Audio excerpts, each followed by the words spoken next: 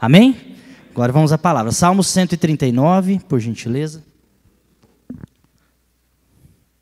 Salmo 139.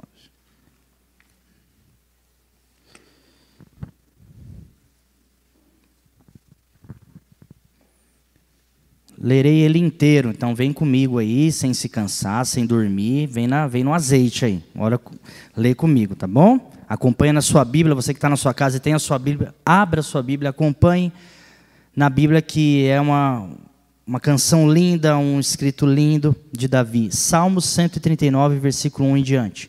Senhor, tu me sondaste e me conheces. Tu conheces o meu assentar e o meu levantar.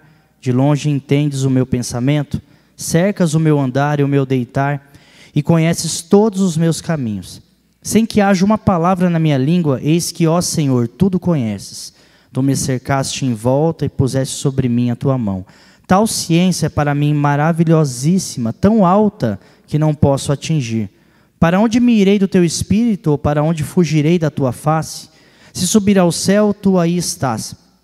Se fizer no Sheol a minha cama, eis que tu ali estás também. Se tomar as asas da alva e se habitar nas extremidades do mar, até ali a tua mão me guiará e a tua destra me susterá. Se eu disser, de certo que as trevas me encobrirão, então a noite será luz à roda de mim. Nem ainda as trevas me escondem de ti, mas a noite resplandece como o dia, as trevas e a luz são para ti a mesma coisa, pois possuíste o meu interior, entreteceste-me no ventre da minha mãe. Eu te louvarei, porque de um modo terrível e tão maravilhoso fui formado. Maravilhosas são as tuas obras, e a minha alma o sabe muito bem. Os meus ossos não te foram encobertos, quando no oculto fui formado e entretecido como nas profundezas da terra. Os teus olhos viram o meu corpo ainda informe, e no teu livro todas essas coisas foram escritas, as quais iam sendo dia a dia formadas, quando nem ainda uma delas havia. E quão preciosos são para mim, ó Deus, os teus pensamentos, quão grande é a soma deles. Se os contasse, seriam em maior número do que a areia. Quando acordo, ainda estou contigo.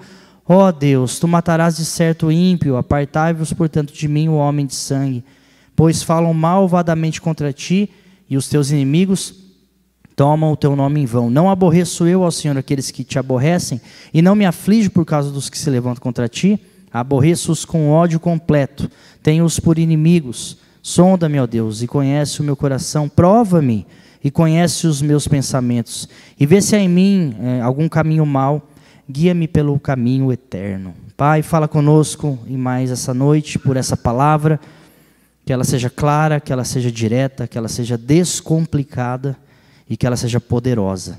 Fala conosco, Pai. Tira de nós as amarras que possam impedir de ouvir a Tua palavra. Que não seja só mais uma mensagem, porque estamos abrindo a Tua santa palavra, inspirada, poderosa, apta para discernir pensamentos, intenções do coração. Então, trata conosco em nome de Jesus. Então, hoje eu falo de um Deus que dá atenção, de um Deus que conhece, de um Deus que nos dá identidade, né? Esse salmo é lindo, todo mundo deve conhecer com certeza.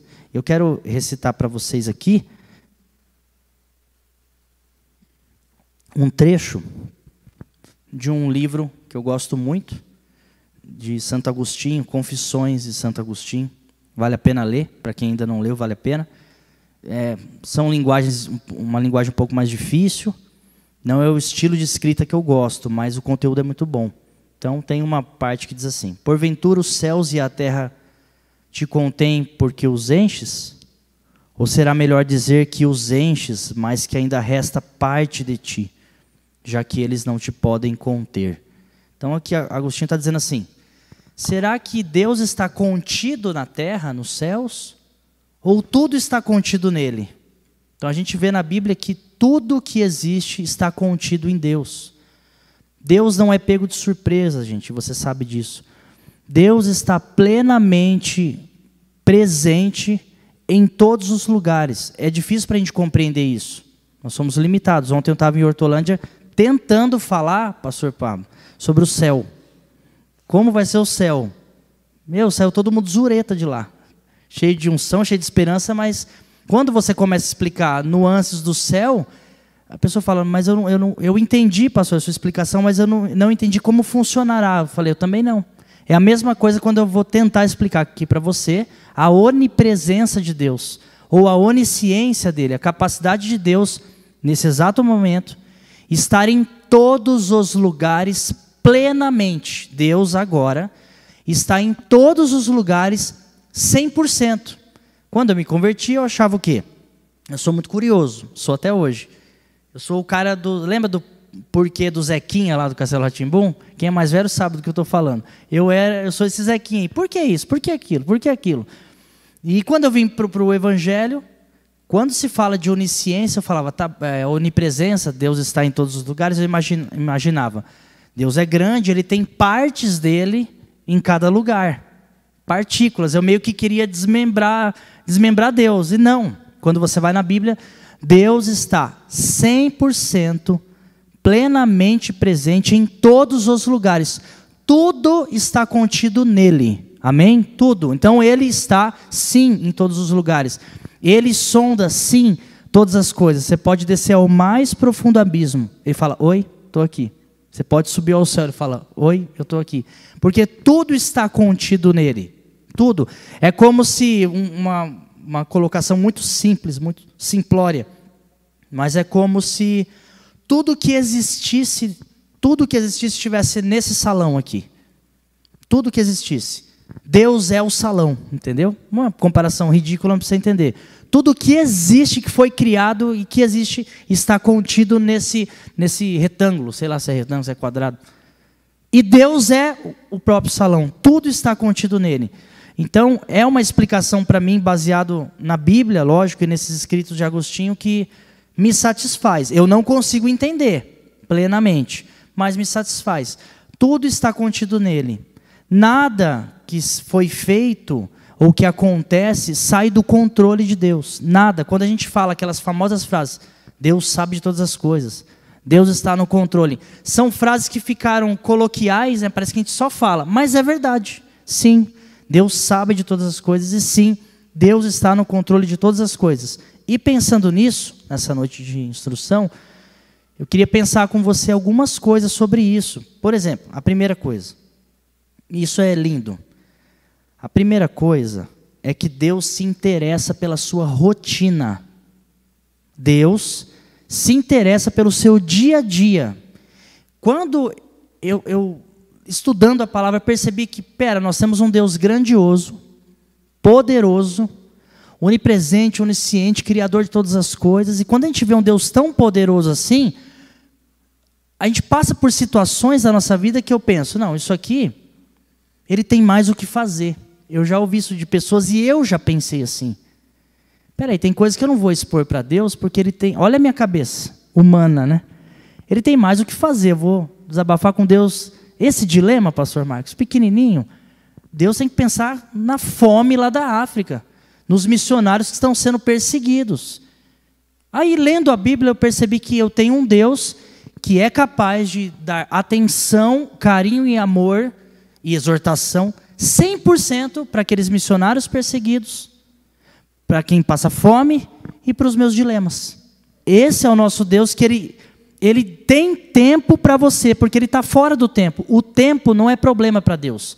Ele não fica lá no céu, vai anjo, resolve aquilo lá, agora resolve aquilo ali. Agora, nossa, esqueci de ajudar o Canadá. Esqueci de ajudar aquela pessoa. Não, Deus tem todo o poder, e eu sei que eu estou falando coisas basilares da fé. Escolinha dominical, mas a gente esquece. Deus está em todos os lugares, e Ele não só está, igreja, Ele quis te criar. Eu não quero hoje ter uma pregação triunfalista. Eu quero dizer a vocês que nós somos nada. Ele decidiu nos amar porque Ele é Deus amoroso, não porque a gente merece ou a gente é o ouro puro de Ofir. Não, não é isso que eu estou dizendo. Mas é uma mensagem hoje de como Deus nos enxerga, apesar de pecadores pequenos e limitados, apesar de falhos. Eu vou fazer o que se Ele decidiu nos amar? Glória a Deus por isso, porque se Ele me conhece tão bem assim, eu estou de pé falando com vocês aqui, que eu sei dos meus pecados, e Ele sabe mais, até dos que eu nem sei. Se eu estou de pé, é amor, não é? Se você está aqui lindão, sorrindo para mim, E Deus sabe quem você é, isso é amor, com todo respeito, não é?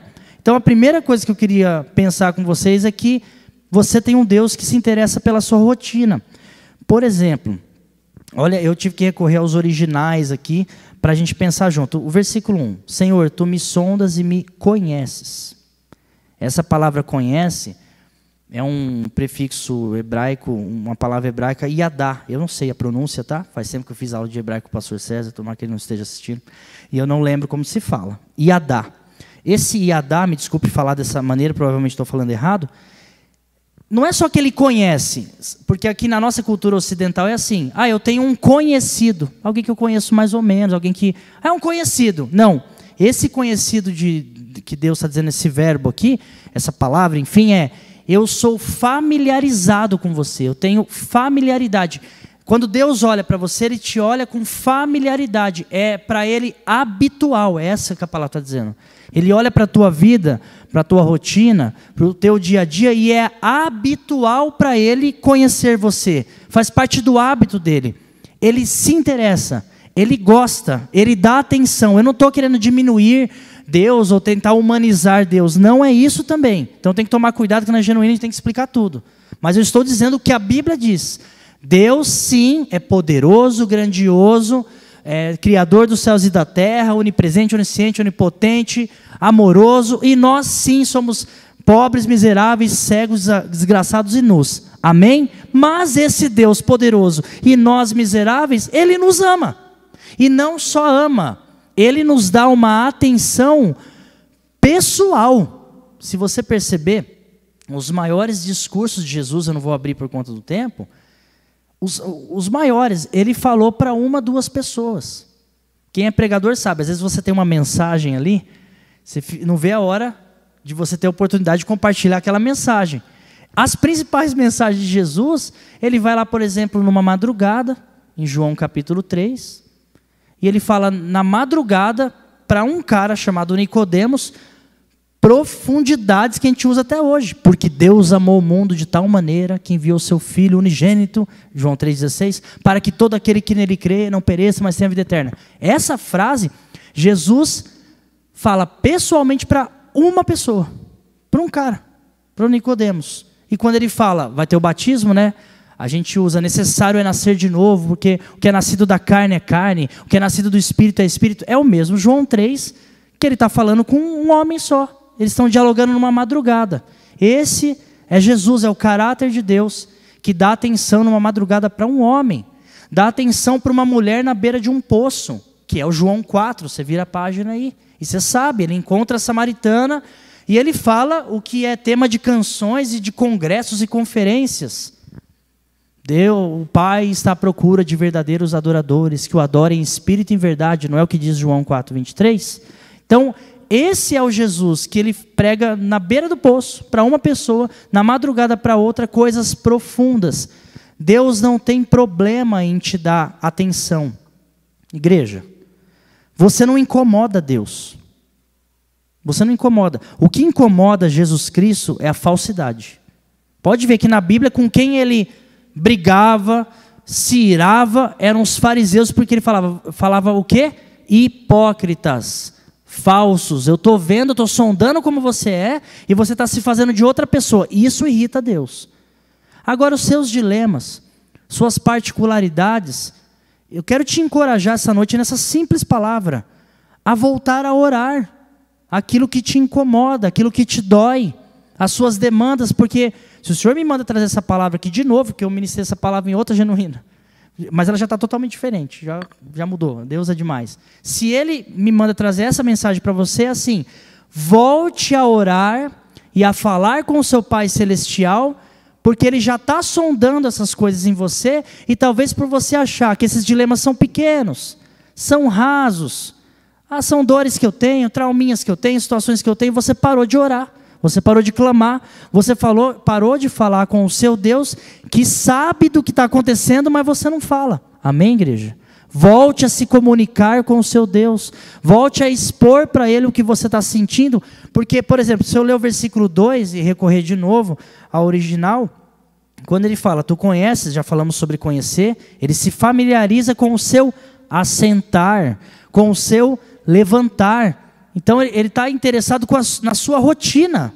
Ele te dá atenção na sua rotina. E de longe entendes os meus pensamentos. Essa palavra entendes significa prestar atenção, acolher com cuidado, com diligência. Então Deus está dizendo aqui, a palavra do Senhor no versículo 2, que eu olho os seus caminhos e eu presto atenção. É que a gente parece que, não sei o que acontece com alguns, eu já passei por dilemas assim, então eu vou falar de mim. Tem situações na minha vida que eu me encontro batalhando sozinho, olha que maluquice. Tendo o Deus que eu tenho, o Pai que eu tenho, eu me encontro batalhando sozinho. Clamando para mim mesmo, para a minha inteligência, para o meu intelecto, porque isso aqui eu já sei resolver, porque isso aqui eu já sei como é que faz. Eu sei como é que entra, eu sei como é que sai, e como o André falou aqui na ministração, às vezes a gente está cansado porque a gente quer fazer tudo do nosso jeito, e isso cansa. Cansa querer fazer as coisas do nosso jeito, igreja. Se você tem um Deus com esse poder, que Ele está dizendo hoje para você, e provando aqui até no original, eu me familiarizo com você.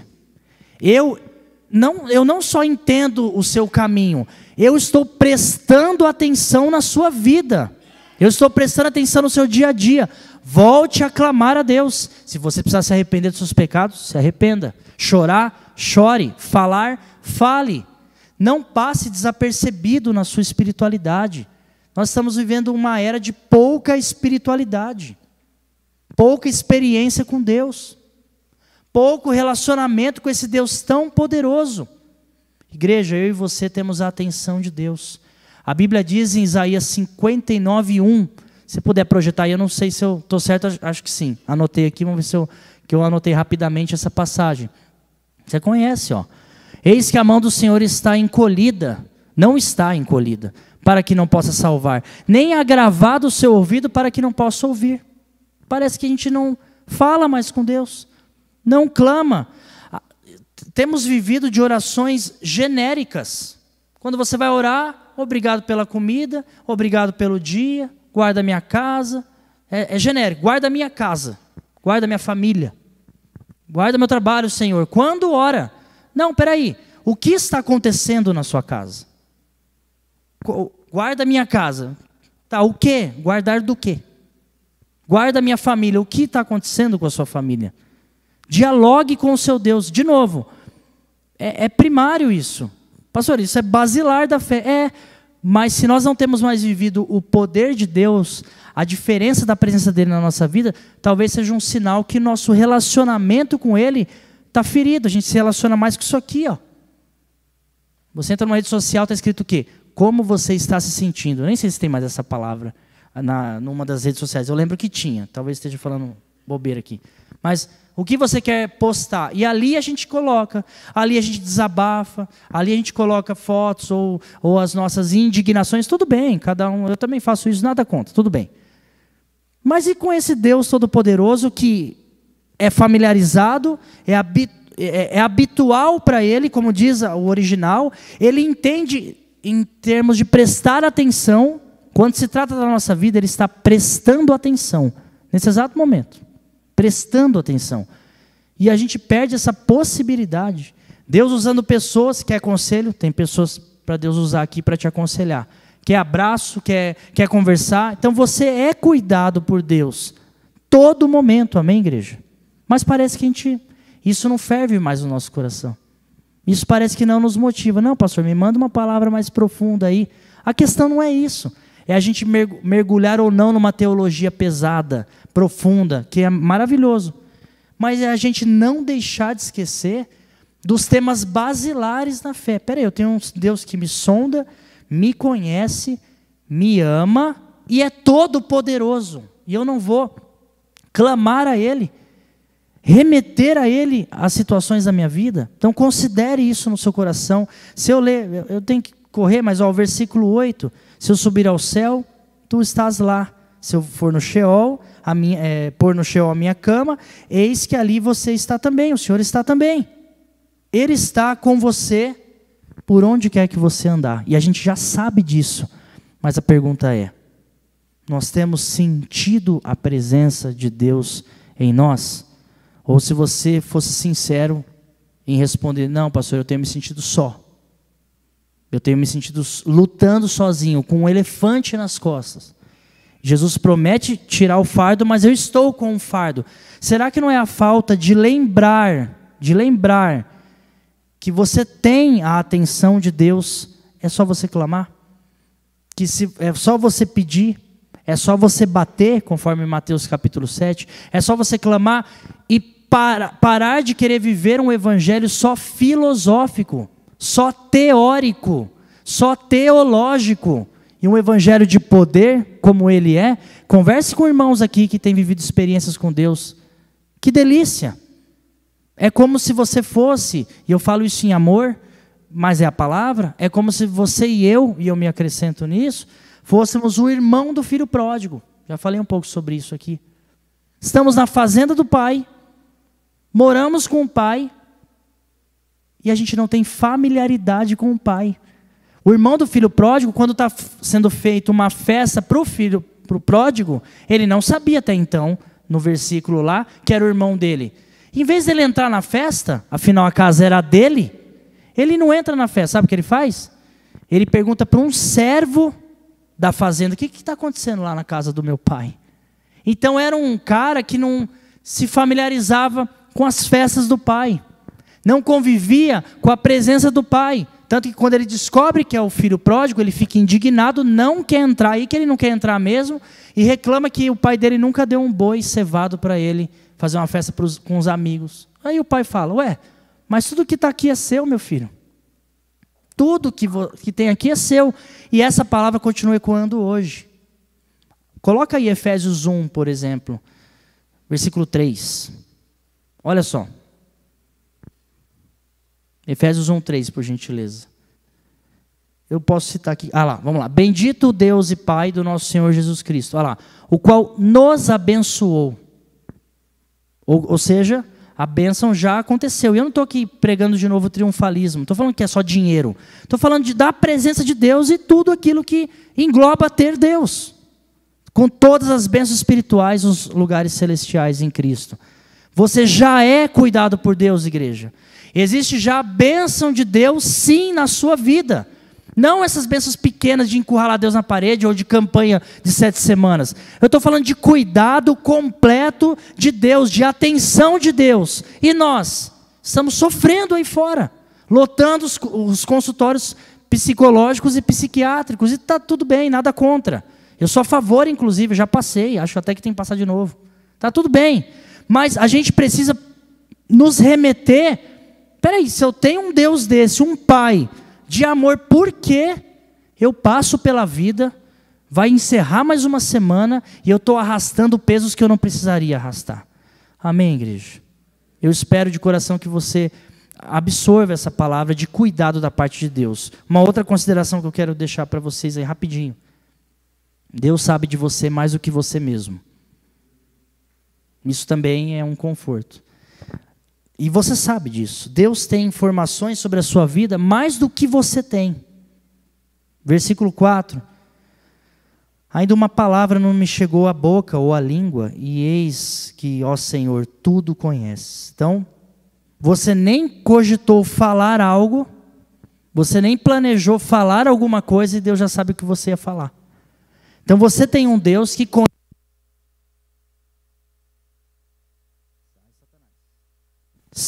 Sai! Você tem um Deus que conhece de você mais do que você. Aleluia! Isso é muito conforto para a minha alma. Peraí, se eu tenho um Deus que conhece de mim mais do que a mim mesmo, é por isso que a Bíblia está dizendo o tempo todo, não faça a sua vontade, faça dele. Gálatas 2:20, eu acho.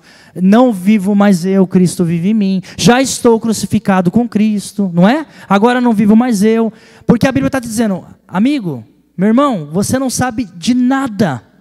Você não sabe o que vai acontecer daqui 10 minutos. Você não sabe o que vai acontecer amanhã.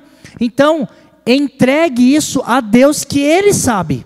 E Ele tem o poder e a capacidade. Então Deus tem conhecimento de você mais do que você. O apóstolo Paulo, ainda era Saulo, ele não sabia quando estava indo de encontro para Damasco, ele pensava assim, Eu sou um fariseu, eu sou um perseguidor, e eu vou pegar uma galera lá em Damasco para prender, para torturar e para matar. Esse sou eu sou o Saulo de Tarso. Ele não sabia dele. Lá em Atos 9:6, o Senhor fala, deixa o Saulo entender o quanto que ele vai sofrer pelo meu nome. Ele nem tinha noção que ele seria Paulo, que de perseguidor seria o autor dos maiores livros do Novo Testamento, que evangelizaria um continente.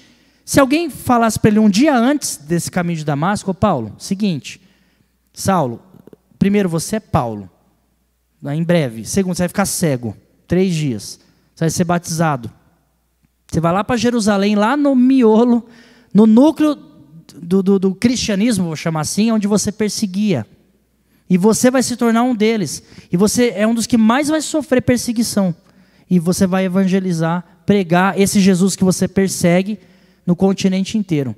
Um dia antes, o que o Paulo ia fazer? Ele ia dar risada, ia falar, não, você falou com a pessoa errada e vem aqui que eu vou te pegar. Porque Paulo é o colérico. Ele não sabia. Pedro, quando estava pescando, ele não imaginava que ia aparecer um homem dos seus 30 anos e falava, deixa eu usar o seu barquinho aí para falar umas palavras, dar uma saudação aí para a galera. E ele ia entrar naquele barco, Jesus, e Pedro enfesado, porque a noite inteira não tinha pescado. Pedro jamais imaginava que o foco dele, que era peixes, ia transbordar o barco dele, e ele ia terminar de joelho nem querendo mais peixe, querendo Jesus.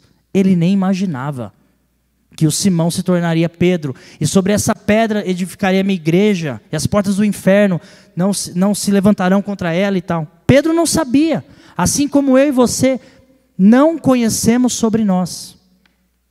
Aí uma dinâmica que eu faço bem rapidinho, que é constrangedora, então não precisa nem me responder, nem olhar para o lado, né? Mas você de repente não está casado com a primeira pessoa que você imaginou lá no passado, que você às vezes se rasgava de amor.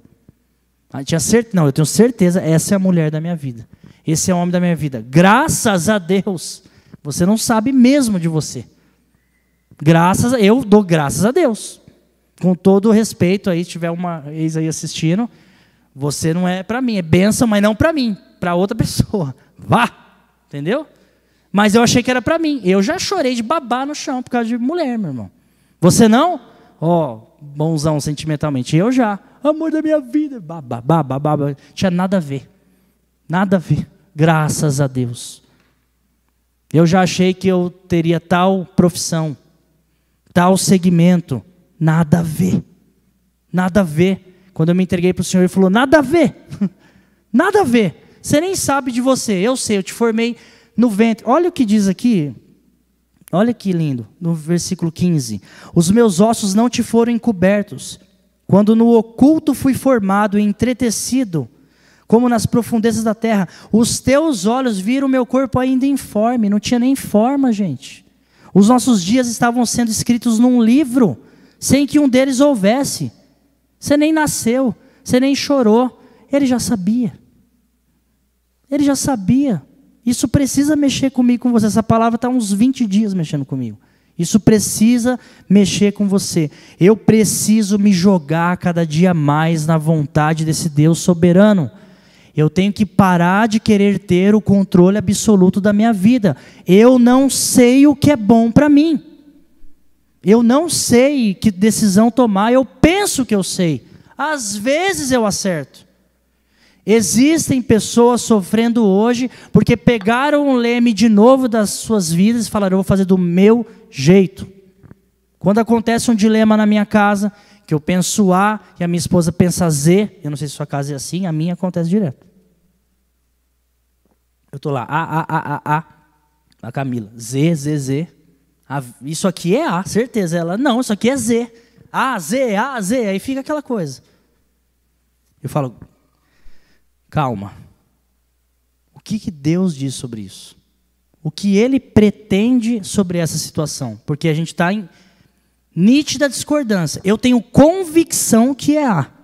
Você tem convicção que é Z. Alguém está errado. Ou os dois estão errados. De repente Deus vem e fala, é P. Nem A, nem Z. Estão todos errados. Logo, se nós soubéssemos bem sobre a nossa vida, não teria discordância conjugal. Porque a gente sabe muito bem. Então, como é que eu sei muito bem sobre uma coisa e minha esposa é totalmente oposta? Como assim? O que eu tenho que fazer? Me sujeitar ao Deus que sabe de todas as coisas. É por isso que a Bíblia diz, mude a sua mente. Experimente a boa, perfeita e agradável vontade de Deus. Deus é soberano, igreja. Ele sabe de coisas que nós não sabemos. Ele tem informações sobre nós. Hoje a pregação é você mesmo. É um Deus que te dá atenção e é um Deus que tem conhecimento, conforme o tema da mensagem. E Ele tem conhecimentos e informações de nós que eu não tenho. Então eu preciso todo dia dizer, Senhor, qual é a Tua vontade para esse dia que amanhece? O que o Senhor quer de mim? Para onde que eu vou? Como eu compro? Como eu vendo? Como eu atendo? Como eu deixo de atender?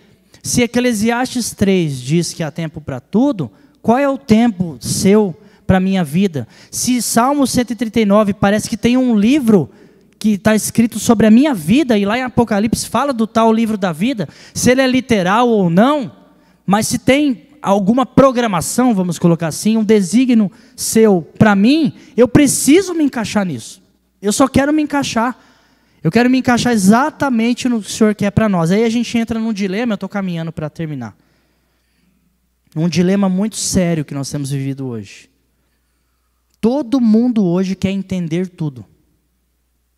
Todo mundo hoje, qualquer coisa que acontece, eu quero entender o porquê que aconteceu isso. Eu quero entender essa situação. Eu quero entender isso, aquilo. E quando você vai na Bíblia, existe um livro, a Bíblia inteira. Mas eu vou citar um livro inteiro, que a questão não é entender, é crer e se relacionar com Deus, que é Jó. O pastor pregou de Jó, né, recentemente. Lê lá Jó. Você vai lendo, aqueles amigos falando lá uns 30 capítulos. Ah, Jó, você está nessa falência aí, em todos os sentidos, por causa disso. Não, é por causa disso. Não, é por causa disso, por causa disso. Deus aparece e dedica alguns capítulos e Ele não responde. Ele não responde. Ele não fala, Jó, é o seguinte, Satanás veio aqui e eu falei, tem visto meu servo Jó e tal, e aí o Satanás falou, não, deixa eu provar ele. Não, Deus não explica isso, isso é uma questão celestial. Ele não explica. Pelo contrário, Deus faz outras perguntas. Ah, já que vocês estão fazendo bastante pergunta, você criou a aurora boreal, sabe como é que funciona? Como é que um bebê se desenvolve no ventre de uma mãe? Então, o reino de Deus, igreja, não é sempre entender. Ontem falava isso em Hortolândia. Pastor, isso eu não entendo. Eu falo, eu também não. Aí no campo que eu não entendo, o que eu faço? Eu creio. Quando eu não entendo o agir de Deus, Ele está dizendo assim para mim, para você, eu sou Deus, eu estou enxergando além, você não enxerga nada. Apenas confie. Por isso que a gente está falando de um relacionamento de confiança, de fé, de entrega, e não de entendimento completo. Tem coisas que nós não entenderemos, gente. E vou apertar mais um pouquinho. Se você for sincero com o seu coração, você vai concordar. Tem coisas que a gente nem concorda. E eu confesso que tem ordens de Deus, confesso diante de todos aqui, que eu falo, Senhor, eu não entendo, e desculpa, eu não concordo. Eu não acho que tem que ser assim. Mas eu calo a minha boca, eu sou assim com Deus. E eu vou fazer exatamente o que o Senhor está mandando. Aí, como sempre, lá na frente, eu entendo. E eu falo, graças a Deus que eu me sujeitei. E já teve vezes também, eu estou usando a minha vida, mas é com você também, irmão. Que eu falei, não, é desse jeito aqui, porque eu entendo. É desse jeito que eu vou fazer. Ou porque eu não concordo, eu vou lá e vou fazer exatamente como eu quero. O que aconteceu? Capotei. Me dei mal. Me frustrei. E voltei como filho pródigo, Senhor, me perdoe. Eu preciso me sujeitar ao Deus que conhece de mim o que eu não conheço. Sabe nuances da minha vida que eu não sei. Ele nos desnuda. Você vai crescendo na fé e vai se descobrindo dons, talentos ou coisas que Deus te deu que você nem imaginava. Experimenta se colocar disponível no reino de Deus para você ver o que vai acontecer. Você não tem noção, um dia a gente pode conversar se você quiser. Eu jamais imaginava um monte de coisa na minha vida porque eu sou um Zé Mané. Mas um Zé Mané que se disponibilizou. O que eu posso fazer? Ele me chama, eu procuro falar, eis-me aqui, isso aí eu não estou entendendo não. Isso aí eu nem queria, mas o Senhor está mandando, Vamos. Aí lá na frente eu falo, graças a Deus que eu ouvi a voz de Deus, que eu estou me encontrando nisso aqui. Eu estou me sentindo útil nisso aqui. Que bom, obrigado, Senhor. Igreja, se renda de uma vez. É muito mais barato. Vale a pena. Amém? E eu finalizo com uma última consideração para vocês. Que essa aqui tem até uma outra pregação que gerou, né? Em Hortolândia eu fiz em 2 etapas essa ministração aqui. Ele te criou para ser como você é. Isso é libertador. Saber que Ele é um Deus de atenção rotineira, cotidiana. Esse dilema é tão pequeno. Fala para Ele. Está doendo em você? Se eu desabafar esse dilema com alguém, eles vão me achar é tão pequeno isso. Isso dói em você? Isso te incomoda? Para Deus, pode falar para Ele. Pode falar para Ele. É um Deus desse jeito, de atenção. Um exemplo é quando Ele vai ressuscitar a filha de Jairo, e a mulher do fluxo de sangue pega na barra da orla da veste dele. Ele poderia falar, ela já está curada, eu tenho mais o que fazer, eu vou fazer, porque ali é ressurreição, aqui é hemorragia, ressurreição, hemorragia, eu vou para a ressurreição, porque é ressurreição, eu tenho mais o que fazer, foi curada, tá bom. Isso é o que a gente faz, isso é o que a gente faz. Jesus para tudo e fala, eu vou dar atenção para a filha de Jairo, mas eu dou atenção para essa mulher aqui também. Não tem milagre maior ou menor para Deus, gente. Ele é Deus e ama os seus filhos. Não tem. Ele é Pai. Ele conhece mais de você do que você mesmo. E por fim, Ele te criou para ser como você é. Não precisa ser quem você não é. Aí tem mais 1 hora só disso. Só vou deixar e finalizar. Você, igreja, graças a Deus, foi formado, como está aqui Salmo 139, e entretecido, tecido por Deus, desenvolvido. Tem mais uma palavra, me permita aí, eu nem sei se eu escrevi aqui, acho que é do versículo 16, essa palavra, iam sendo formadas a cada dia. É moldado, estruturado, preparado, esse é o sentido dessa palavra. Ele te moldou, estruturou e preparou para ser como você é. É fato que o pecado entrou e corrompeu muita coisa. E aí você tem que lidar com as suas nuances pecaminosas e vencer o temperamento. Se você tem um temperamento mais ali sanguíneo, tipo Pedrão, você não precisa deixar de ser sanguíneo, você só precisa controlar o que é pecado, o excesso, ok? Mas Deus te chamou para ser sanguíneo. Pedro foi Pedro o tempo todo. Pode ver, Pedro era o cara que se levantava, depois que ele encontrou Jesus, ele não ficou pacífico. Ele era o cara de colocar à frente, de falar, de perguntar, de andar sobre o mar. É o cara que fazia, depois pensava. Então ele se dava bem às vezes ele se dava mal. O que Jesus fez? Moldou, estruturou Pedro, mas não mudou o temperamento de Pedro. Vocês estão entendendo? Você foi chamado para ser como você é. Isso é libertador, você não precisa ser outra pessoa. Pare de querer ser quem você não é. Pare de querer ser quem as pessoas querem que você seja. É um exercício horrível, eu já tentei na minha vida. Eu já vim de padrões eclesiásticos que você tinha que ter uma postura de pastor. A gente ouvia isso em reuniões. Aí hoje eu me pergunto, postura de pastor? Como é que é isso? Onde está na Bíblia isso? Você foi criado para ser exatamente como você é. Se a gente ler rapidinho para eu terminar, 1 Coríntios 12, 17, por gentileza, fala sobre o corpo de Cristo, né? E Deus nos forma para juntos desenvolvermos e criarmos o corpo. 1 Coríntios 12, 17, é possível projetar? Se não, eu vejo aqui, sem problema. Possível? Foi? Foi, obrigado. Aí está a nossa mania, olha só. Se todo o corpo fosse olho, onde estaria o ouvido? Então tem pessoas aqui na igreja que é olho, mas quer ser ouvido. Não, você é olho, cara. Certo? Se todo fosse ouvido, onde estaria o olfato? E tem gente que é ouvido, traduza isso, tá? Tem um chamado para tal coisa e ela quer ser nariz. Não, meu negócio não é ouvir, eu quero cheirar. Não, você não foi chamado para isso. Você foi chamado para ouvir. Como é que eu sei? Vai fazendo a obra aí que você vai descobrindo. Vai fazendo. Se coloque disponível para esse Deus que escreveu um livro sobre você, para você ver. Ele vai te mostrar exatamente se você é o olho, nariz, olho, ouvido. Próximo, por gentileza. Estamos acabando. Versículo 18.